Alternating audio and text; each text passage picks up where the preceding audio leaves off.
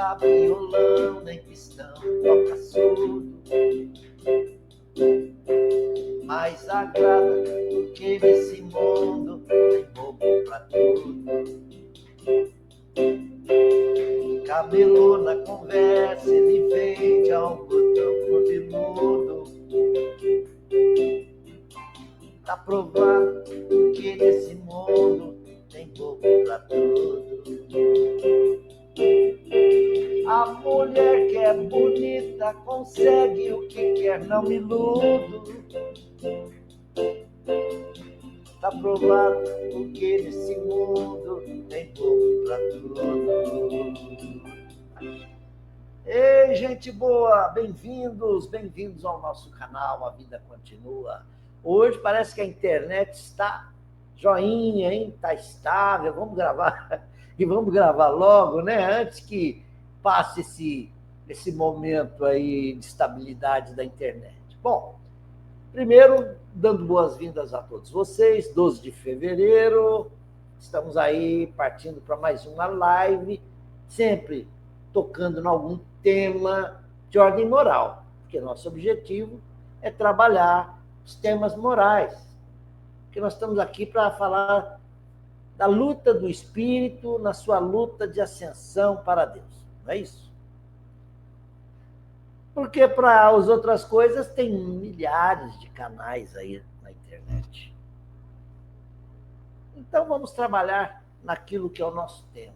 Por que o homem sofre? Por que ele sofre? Da onde vêm as aflições do homem? Está aí, um tema muito profundo. Eu comecei cantando um sambinha aí de Girardi, Anísio Girardi, lá dos anos 60, que ficou na minha cabeça, principalmente por causa desse trechinho aqui, ó. Camelô na conversa, ele vende algodão por veludo. Tá provado porque nesse mundo tem lobo pra tudo. A gente tá sempre caindo em golpe. É incrível. E por que caímos tão facilmente, hein? Às vezes, em parte, por inocência, ingenuidade. Mas de outras vezes, caímos nos golpes porque somos ambiciosos. Bem, o tema de hoje vai falar não só desse lado nosso, essas fraquezas humanas, mas também de uma outra fraqueza que aparece muito em nós. Está muito viva em nós. É esse aqui, ó. O narcisismo, eu recorri aí a um termo usado na psicanálise, foi Freud quem criou o termo, para definir esse transtorno de personalidade, essa paixão por si mesmo, pela própria imagem, uma adoração a si mesmo, um egocentrismo. Ele chamou de narcisismo porque ele foi lá, buscou na mitologia grega, Narciso, filho do deus tal e da deusa tal, que era possuidor de uma beleza fora do comum, e ele se apaixonou pela própria imagem e passou a desprezar os outros. Os outros eram feios, ele era lindo. E o deus lá grego, deusa Nêmesis, para puni-lo na sua vaidade, fez de tal modo que ele ficou enfeitiçado pela própria imagem, olhando no espelho d'água. Eu tenho até um slide aqui, uma ilustração, na verdade, né? Que eu peguei na internet. É uma ilustração de um pintor aí. E ele mostrou Narciso olhando para o lago, deitado e olhando a própria imagem. E a namorada, a sua amada, do lado. Assim, quem diz, você vai ficar olhando para você mesmo e eu aqui esperando. E o que acontece? Eu acho que ele caiu na água e morreu afogado, porque ele não conseguia sair da beira do lago. Mas o que há por trás disso, da lenda, da mitologia? uma grande lição, que nós vivemos escravos desse sentimento de egocentrismo, egoísmo, né? O que mais? Vaidade, orgulho, porque tudo que se refere a nós colocamos no nível primeiro. Quem estiver conosco, então fica preterido, porque se nós damos preferência sempre para nós mesmos, então nós ficamos olhando no espelho, o espelho d'água ou o espelho de casa. Vou tirar essa ruga, vou tirar isso, vou melhorar isso. Ai, eu vou ao dentista para ele fazer uma harmonização facial. E nós vimos na televisão, abrindo aquele parênteses que eu sempre abro no início, pessoas querendo processar o dentista, porque o dentista errou e a harmonização facial virou outra coisa. As pessoas, mulheres principalmente, aparecem lá com a boca torta, inflamada, e acusando o dentista, o profissional, e quero que você morra. Olha quanto ódio. Por quê? Você me cometeu um grande mal, você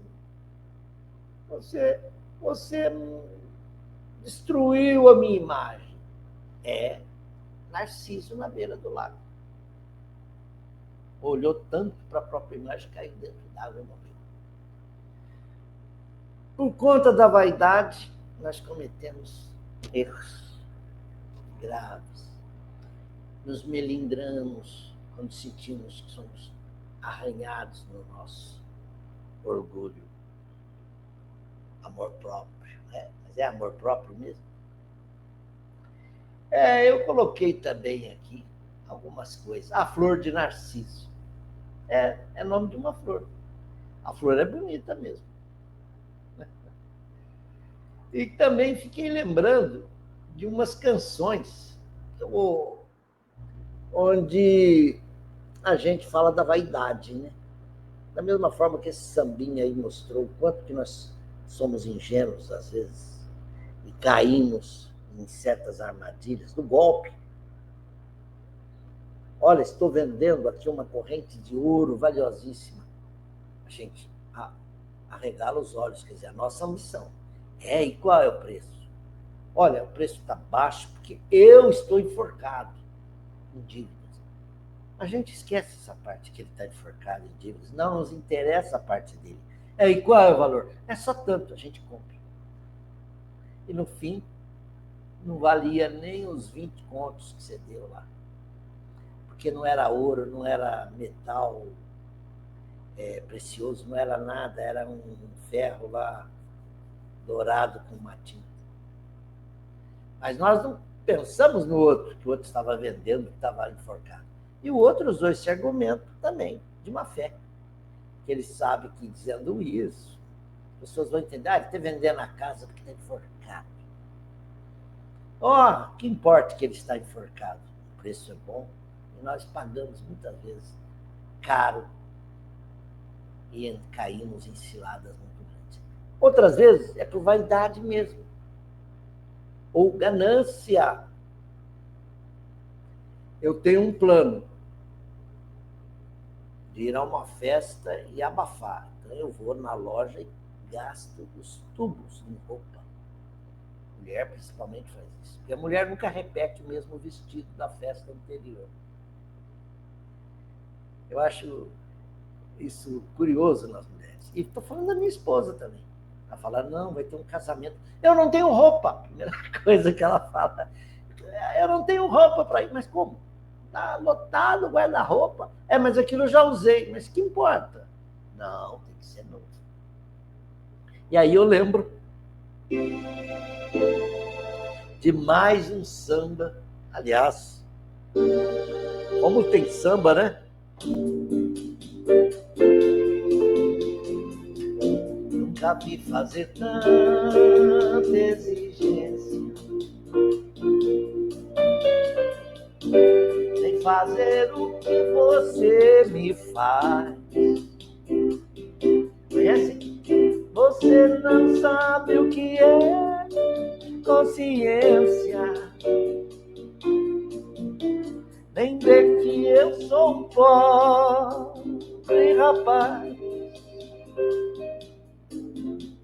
Você só pensa em luxo e riqueza.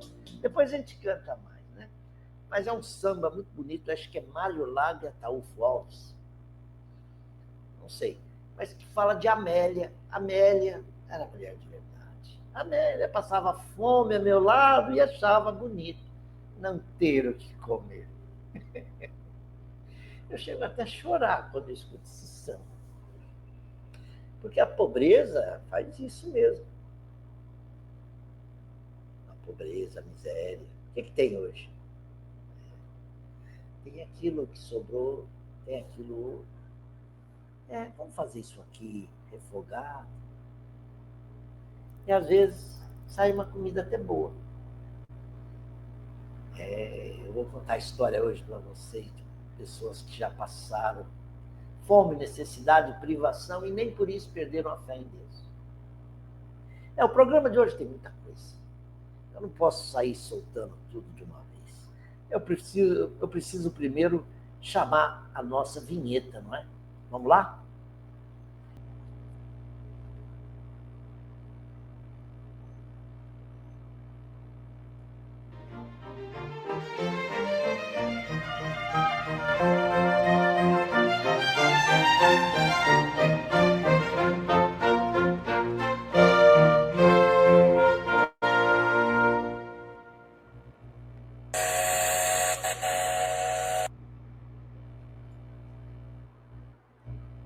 Aí foi a nossa vinhetinha, a gente precisa passar para fixar o nome do programa Vida Continua, para você se entusiasmar, se empolgar, dar um like, compartilhar, dar uma força.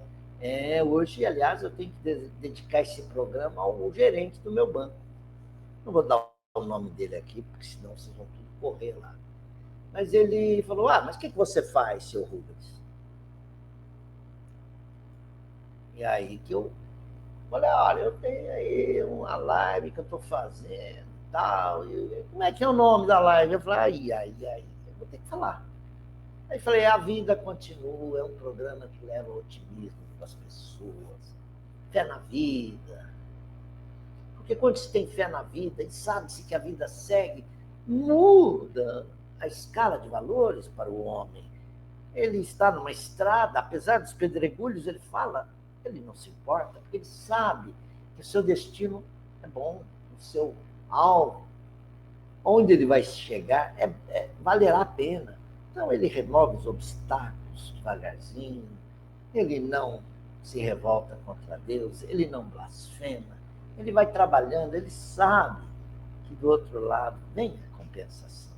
Agora, o homem que não tem fé na vida, não crê na vida futura, para ele é o nada. Então, se algo nesta vida o incomoda, ou decepciona, desilude, ele diz, e agora? Essa vida não serve para nada mesmo. Ou ele esculacha de vez, sai do caminho reto, pode entrar na estrada larga dos crimes, da perdição, ou pode mesmo partir para um suicídio, o que é lamentável. Não é? Aí um texto aí de que o espiritismo, ou melhor, o egoísmo, o orgulho, a vaidade, a ambição e a cupidez, o ódio, a inveja, o ciúme. Eu não estou conseguindo ler, só com óculos mesmo. A maledicência são para a alma ervas venenosas, das quais é preciso a cada dia arrancar algumas hastes, e que tem como contraveneno a caridade e a humildade. Que bonito, né? Pois é isso mesmo. Está no Evangelho segundo o Espiritismo. Nós temos visto mesmo isso. Se o orgulho é a exaltação de si mesmo, a humildade é a virtude que contrapõe o orgulho. Se o egoísmo é o apego, a posse, aferrar-se às coisas para si, A caridade é a virtude oposta, que é o ato de ajudar o outro, de servir, de ceder, de doar. É a generosidade. Eu, pensando em vários aspectos da vaidade, eu vi que muitas vezes nós erramos, nos melindramos, porque o nosso amor próprio é arranhado, ferido, e isso é mortal. Nós queremos o revide. Ele me humilhou, será mesmo que humilhou? O meu amor próprio, eu tenho honra, eu preciso lavar a honra. E vamos para o revide. E cometemos erros lamentáveis, dos quais nós vamos nos arrepender e lamentar por muito tempo. Ora, que Jesus nos ensinou, meus irmãos? Nos ensinou a devolver o mal com o bem, a não revidar o mal. Afrontas, lavamos tudo isso em casa, no detergente do perdão. Quem já se sentiu ofendido, humilhado alguma vez? Todos nós, né? Eu fico imaginando aquele que lava os sanitários na rodoviária. Se ele faz com abnegação, resignadamente, ele vai fazer, puxa, meu trabalho é importante. Eu mantenho isso daqui cheiroso, higienicamente protegido dos germes. Olha, eu fiz um belo trabalho, olha isso aqui, tá tudo pronto para o uso, digno. Vou, inclusive, ver aqui o que está faltando. Aquele que não está satisfeito com aquela condição, muito provavelmente está ali para aprender justamente a limpar banheiros, as latrinas, porque muito provavelmente submeteu as outras pessoas a humilhações do tipo. Ele está lá trabalhando, entra um, ele já olha feio. Acabei de limpar, ele pisou. Então a gente fica observando e analisamos isso na vida moderna. Eu que trabalhei com autoridades, como jornalista, estou aposentado dessa atividade de assessor de imprensa, mas continuo fazendo meus biquinhos aqui, os freelas. Mas eu me lembro bem que, acompanhando autoridades, o problema sério é onde vai sentar fulano, onde vai sentar ciclano, beltrano.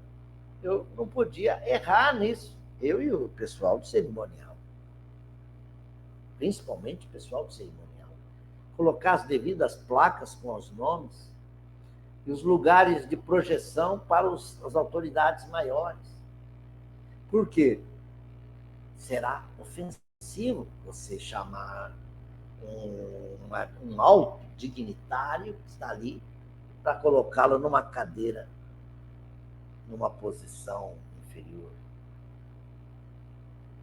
No entanto, a gente lembra Jesus, e Jesus fala de que os grandes, aqueles que são muito vaidosos, acabam sendo humilhados. Os que são humildes acabam sendo exaltados. E repreendeu um dos apóstolos que queria sentar-se à frente, ao lado de Jesus. Ele falou, olha, dentre vós, os mais humildes serão exaltados, assim é. E te cuide para não chegar numa festa e querer ocupar os melhores lugares do banquete.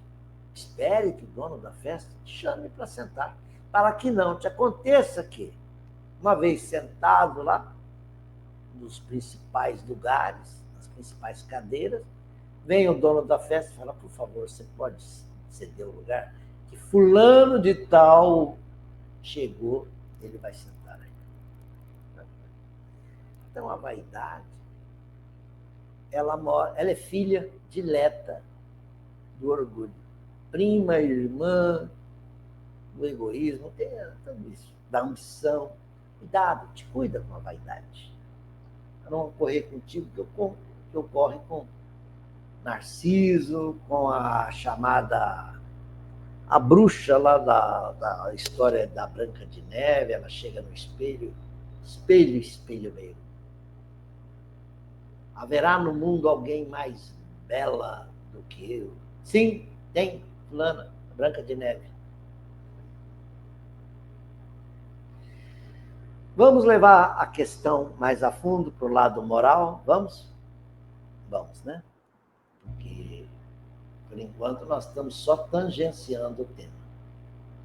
Ao longo da história, eu peguei isso lá no Evangelho, capítulo 12, o amai os vossos inimigos, tem lá nas instruções dos Espíritos várias mensagens, 4, sobre o duelo. Um é o bispo, não, o bispo de Argel, não, ele é o bispo de Alger, isso, Marmande, ele dá uma nota, tem lá o espírito protetor, tem lá o Agostinho, Lázaro, tem vários espíritos de escola falando sobre esse tema. E conta que o duelo, principalmente na Idade Média, e nos anos também do século XVIII, XIX, principalmente o duelo na espada, ou nos faroestes sempre tinha um duelo no fim do filme para a gente ver, né? Duelo ao pôr do sol, com Kirk Douglas e Rockmore Hudson, acho que era esse o filme, Duelo ao pôr do sol. Kirk Douglas vai duelar com o Rock Hudson, que um dos dois vai ficar com a mocinha linda. A mocinha linda é apaixonada pelos dois, mas não sabe que Kirk Douglas é o pai dela. Kirk Douglas, sabendo disso, vai para o duelo com a arma descarregada. Aliás, acho que nem arma era um pedacinho de topo, um pedacinho de madeira que fazia lembrar uma arma. E naturalmente ele morre. A gente sai do cinema chorando. Mas vejam, o duelo é uma coisa bárbara. Graças a Deus já foi tirado da história. Como também outros hábitos infelizes vão ser afastados. As touradas, a farra do boi. Porque isso é símbolo de selvageria, atraso civilizatório. Os duelos tinham uma regra. Era como se fosse assim uma coisa muito lícita. Não, é correto. Ele, em nome da honra, ele vai duelar. Se ele maneja bem a espada, então ele lava a honra. Engraçado que no duelo há algumas regras, né? Você pode escolher as armas. O outro duelista, naturalmente, se é melhor com a pistola, ele vai escolher a pistola em vez da espada. O outro também, até que eles vão chegar num acordo. Vamos a pistola. Cada um escolhe sua arma, marca um horário. Antes era à frente do povo. Depois o duelo foi, vamos dizer assim, se aprimorando, né? Se tornando um pouco mais respeitoso. Passou a ser em lugar retirado, na presença de um árbitro e de alguns padrinhos, né? Cada duelista leva o seu padrinho e leva também um substituto. Caso você, na hora, não queira duelar, você põe outro no teu lugar. Eu vi um filme do Zorro, o Zorro do Walt Disney. Esse Zorro que a gente tem o Sargento Garcia, não é o Zorro do Faroeste, tem outro Zorro e o Tom. Esse é o Zorro do Sargento Garcia, tal, do Bernardo, que é o ajudante dele, que é mudo, surdo e mudo, mas não é. É, na verdade, mudo, mas não é surdo. Entende as coisas. E que um rapazinho, a defender a sua amada, peita lá um bandidão, um gangster, e o gangster fala, amanhã, às 6 horas, tal lugar, quero te encontrar. O menino falou, pois eu estarei lá. A moça, não, meu bem, não faça isso, você vai morrer. Não, eu enfrentarei. Mas não sabe nem usar a espada. É um rapazola de 17, 18 anos. E o Dom Diego, que é o Zou, fala, puxa, como é que nós vamos resolver isso? Acalma a moça, fala, nós vamos resolver. Na hora do duelo, estão lá os dois duelistas, o bandidão lá está lá com a sua espada, já fazendo uns exercícios, pronto. E o rapaz chega com medo, assustado, mas quer lavar a honra, quer defender a amada, e sabe que pode morrer. Há uma ideia de suicídio aí.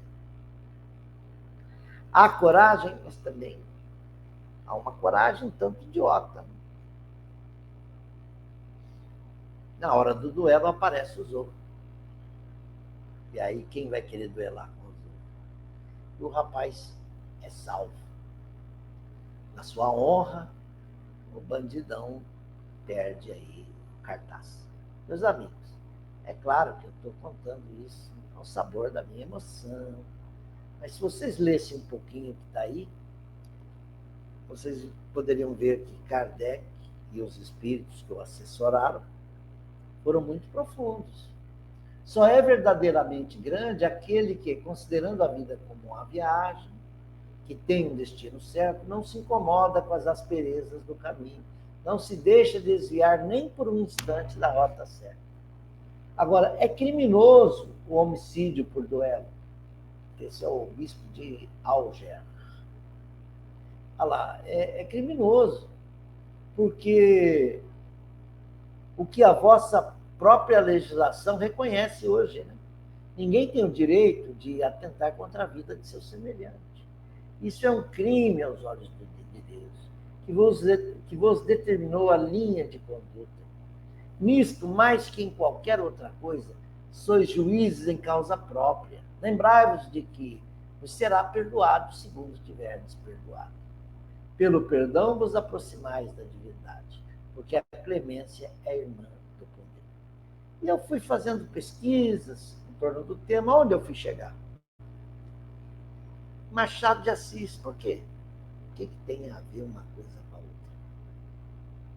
Tem muito. Porque Machado de Assis fundou a Academia de Letras, que é chamado o quê? A Casa dos Imortais. Quem entra para a Academia Brasileira de Letras, fundada por Machado de Assis, torna-se imortal. Mas não é imortal no sentido que nós usamos aqui nas nossas palestras. Não é imortalidade mostrando que a vida continua além da morte, que o espírito é imortal. Não, a imortalidade na memória dos que ficam. Ou seja, vocês ficarão perenes, permanentemente na memória dos que ficaram, dos vivos. Então, quem entra para a academia ganha uma cadeira lá e um busto na galeria, lá no Panteão dos Imortais da Academia Brasileira de Letras. O próprio Machado de Assis tem uma cadeira lá, foi uma das primeiras, né? Se não me engano, o número 23. E fica permanentemente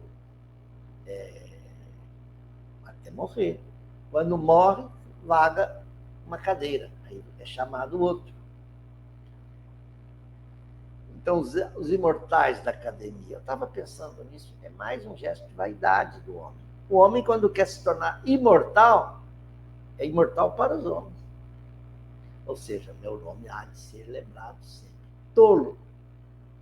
Ele é imortal mesmo. Sem que o quê? Porque não morrerá. Ele deve ser imortal pelas boas obras que deixar. Isso sim, será meritório. Mas o homem, muitas vezes, ele pensa em fazer um mausoléu enorme para ser lembrado. E nem morreu ainda. Ou como o Taj Mahal, que construiu um templo na Índia, que é uma das maiores obras arquitetônicas da humanidade, parece que é uma das maravilhas do homem, né? Junto com a muralha da China, o Cristo Redentor. O Taj Mahal é um belo de um castelo que ele fez para a pessoa amada. Antes tivesse feito para socorrer os miseráveis lá, os párias da Índia, que são milhões e milhões. Mas tem gente que quer ser placa de rua e faz todos os esforços, empenhos na Câmara de Vereadores, de deputados, para conseguir a placa com seu nome, ou de um familiar, para dar nome a uma rua, porque aquilo perenizaria a memória de fulano.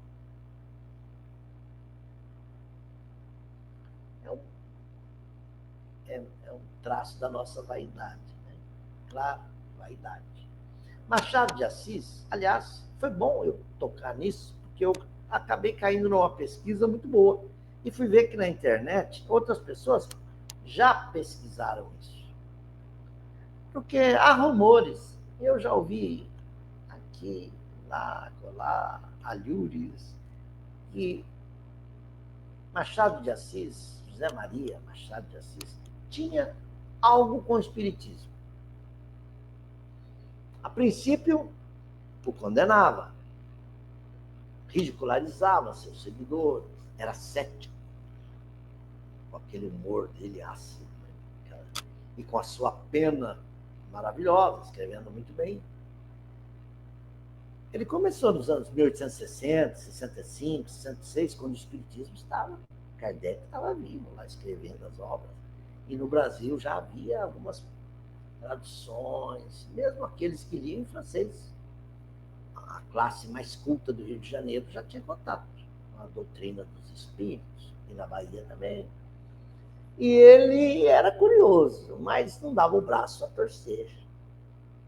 Mas numa crônica e outra, porque ele escreveu também romance, mas também muitas crônicas, nos jornais que ele escrevia, a Gazeta de Notícias, Diário do Rio de Janeiro, e nas crônicas dele ele dizia: olha, ontem eu estive vendo aqui que na nossa Constituição é sacrilégio, é crime, culto aos espíritos, adivinhadores, mas, ao mesmo tempo, fazia um contraponto com o espiritismo. Ora, ele ria, brincava com a benzedeira, com os médiuns lá, com os profetas, aqueles que faziam predições, zombava de uns, mas ele tinha aquela coisa assim, parece que onde tem fumaça, tem fogo. E Machado de Assis vai escrever uma obra que na escola, quando eu estudei, eu gostei de Dom Casmurro, mas eu gostei também de Memórias Póstumas de Brás Cubas. Porque o que é Memórias Póstumas de Brás Cubas? É alguém que está morto e descreve suas memórias do além. Inclusive, vamos ver se está aqui. Memórias Póstumas de Brás Cubas foi adaptado para o cinema e ganhou um prêmio em Gramado. Esse ator aí quase me veio na cabeça. Vocês pesquisem aí. Ele fez Brás Cubas e fez muito bem. Veja aí que ele está no caixão, aí, cheio de flores, mas está com o olho aberto, um morto e um fechado. Como quem diz, ele não estava morto? Não. Memórias Póstumas de Brás Cubas é alguém que está contando do além as suas memórias. E como um grande psicólogo que foi Machado de Assis, ele caracterizava seus personagens de tal modo que a gente via o personagem, via as virtudes, mas também via suas hipocrisias, os seus cinismos, suas fraquezas. E Brás Cubas conta isso, sempre tem mulher envolvida nos seus contos, seus romances. A fraqueza da mulher, do homem, as idiosincrasias, palavrão de cada um. Talvez ele projetasse ali o que ele também via em si mesmo. Mas é curioso que Memórias Póstumas, ao final, eu me lembro até que ele termina assim: não tive filhos, não transmiti a ninguém o legado de nossa miséria. Achei isso muito bonito. Ele não falou, não deixei um legado. Deixar legado é redundante. Né? Legado é legar é deixar. Não transmitir a ninguém a miséria da nossa existência, algo assim. Mas o nosso amigo Machado de Assis, a década de 60 passa, 70, aí ele, aos 40 anos. É curioso que Machado de Assis, autodidata, não completamente, porque ele fez a escola pública, mas o resto ele aprendeu sozinho, é verdade. Ele trabalhou numa tipografia, ele aprendeu um pouco de latim com o padre, quando ele era criança. Depois, numa gráfica, ele aprendeu um pouco de francês. Depois ele já foi colaborar na redação do Diário Oficial, e aí quem tem um texto bom sempre tem emprego, né? Para escrever os ofícios, escrever as cartas, os memorandos, fazer atas, fazer discursos. E era Dom Pedro II quem governava o Brasil, o Império. E ele, quando chega na década de 70, mais ou menos, ele diz, olha, eu tenho um amigo meu, médico, eu até imaginei que fosse Bezerra de Menezes, que se converteu ao espiritismo e que muitas pessoas sérias na Europa também já o fizeram. E olha, se alguém da Europa já o fez, então eu tenho que respeitar. Ele respeitava a cultura dos europeus, dos nomes. Victor Hugo, por exemplo, respeitava o espiritismo. Quantos outros? Dramaturgos, poetas. O espiritismo entrava em todas as classes sociais. Kardec estava lá trabalhando, refutando através da revista Espírita os artigos, os ataques da igreja. Ele não deu bola para a torcida e foi fazendo o trabalho dele. E a gente vê, eu encontrei nessa pesquisa um artigo e um livro. Vou por artigo primeiro. Um artigo aí de um cidadão chamado Glaucio Cardoso, que ele publicou em 2008, quando se comemorou 100 anos da morte de Machado de Assis. Morreu em 1908. E ele diz que na pesquisa dele, ele apresentou no artigo, em algumas ocasiões, se não foram poucas, Machado de Assis fez referência ao espiritismo. 3 de julho de 1892, ele expõe sobre a reencarnação, fazendo a distinção entre esta e a metempsicose dos brahmanes, do brahmanismo, do hinduísmo. Interessante notar que ele reproduz praticamente na íntegra a inscrição encontrada no túmulo de Allan Kardec. Naître, mourir, renaître encore, naître, renaître encore, progresser sans cesser. Em francês seria isso. Tá, Leleloa, que está lá no dome de Allan Kardec, naquele dístico, na pedra superior horizontal. Isso ele publicou numa das colunas dele nesse dia aí, 3 de julho de 1892. 1894, 23 de setembro, ele faz considerações a respeito da reencarnação e de como ela poderia explicar um caso de acusação de bigamia. Ele deve ter entrado fundo na questão. 27 de outubro de 1895, ele está ficando mais velho. Ele ainda é casado com Dona Carolina, que é aquela mulher e enfermeira, que ele tinha ataques epiléticos.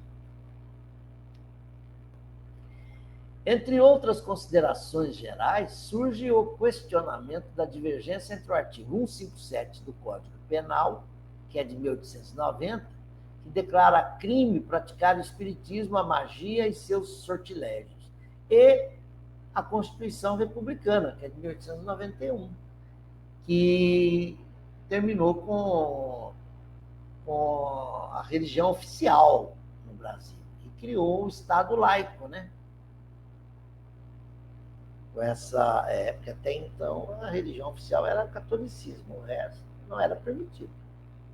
Mas com a primeira Constituição, o Estado laico deixou de ser laico, deixou de ser religioso, é laico, ou seja, o Estado não se envolve em religião, respeita todas elas. mas que a prática do espiritismo continuou sendo considerada crime. Ora, no exercício legal de medicina, qualquer curandeiro está sujeito a ser preso por isso. Porque não pode mesmo. Ué, não houve aí um mutirão para tirar a catarata da população, aqui na cidade de Taquaritinga, no interior de São Paulo? E no meio das centenas de atendidos, 6 ficaram com problemas, sequelas. Um perdeu a visão totalmente. O outro está vendo pior do que via antes. E olha que são médicos operando. Imaginem se fossem curandeiros. Dr. Fritz também seriam punidos. Por isso, deixem aos médicos a função de curar. Aos espíritos, a missão de nos instruírem naquilo que eles sabem mais do que nós. Nos alertarem para as coisas da vida. Mas, nessa pesquisa minha, eu fui trombando com essas coisas. E até com um livro dessa autora aí, ó, Denise, né? Maldonado? Elaine Cristina Maldonado, desculpe. Machado de Assis e o Espiritismo. Se você digitar lá, você vai achar isso. Você vai achar isso e muito mais. Ela, na sua pesquisa, ela percebeu que no espiritismo literário de Machado de Assis, ou na prática literária de Machado de Assis, tinha muito de espiritismo.